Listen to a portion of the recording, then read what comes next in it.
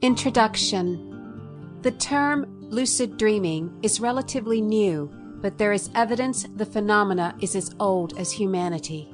A lucid dream occurs when you become aware of the fact that you are dreaming and fully conscious of the experience even though your body is asleep. The first lucid dream I remember having, 2 decades before I began intentionally incubating lucid dreams, was when I was 22 years old and living on the rebellious edge in Chicago. I dreamed I was walking through an empty parking lot where I stopped to buy ice cream from a vendor. I handed him some money and he returned my change. "This is too much," I protested, but he insisted I keep it. I knew then I was dreaming, because in real life no one gives you money. I shrugged, slipped the $5 bill into the right pocket of my black jacket, and woke up. Less than 20 minutes later, just after sunrise, I was leaning against the wall of a fast food restaurant, waiting for a friend to pick me up as I stared despondently across a mostly empty parking lot. A slender black man with a kind face paused beside me, asked me if I was hungry, and offered to buy me breakfast. When he handed me his card, I realized he was a social worker. I smiled and told him I was fine. He said, "Well, if you won't join me for breakfast, at least buy yourself something to eat," as he slipped a bill into the right pocket of my jacket, the same jacket I had been wearing in the dream. I waited until he had entered the restaurant before pulling out the money.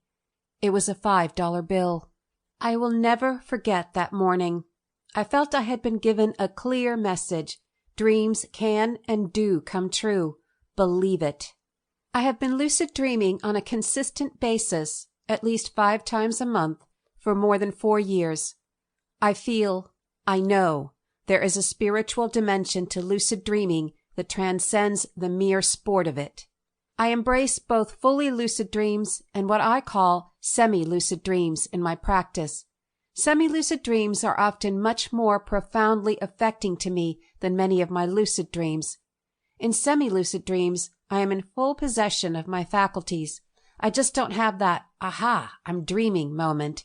And I feel strongly that it's because I don't want or need to have it. I was raised Catholic, but only went to Sunday school for 1 year when I was still too young to remember any of it. All my life I attended public schools, except for in 7th and 8th grade, when I went to St. Leo's in Fairfax, Virginia. I have always felt a deep love for Christ, and even though as an adult I became detached from my Christianity, I never stopped believing in the divinity of Christ, who was always there in the back of my mind, secreted away in my heart.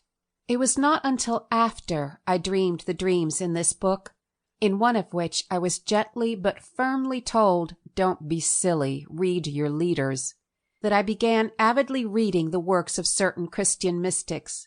It had been decades since I even looked at a Bible, of which I had only ever read brief excerpts from the 4 Gospels, along with a handful of stories from the Old Testament, specifically the ones about interesting women such as Ruth and Esther.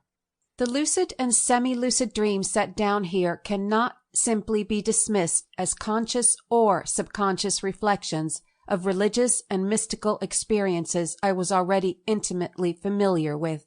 Not understanding the Holy Trinity, I did not know that it was possible to experience God personally. The seed of my mysteriously seductive relationship with the Holy Spirit was planted 5 years ago when my husband and I moved to Virginia. We made an offer on a house in the Blue Ridge Mountains, and the following afternoon we drove eagerly back to see what would soon, we hoped, be our home for the rest of our lives. It was mid-February. The weather was gray, drizzling rain, and the mountaintop was shrouded in mist. I parked beside the mailbox and sat in the car as my husband skated up the frozen path to inspect the property. The mist obscured the trees in a haunting way I was thoroughly savoring. Then slowly, and yet somehow also suddenly, I perceived a slender structure rising between a group of trees just above me on an ascending slope. A cathedral!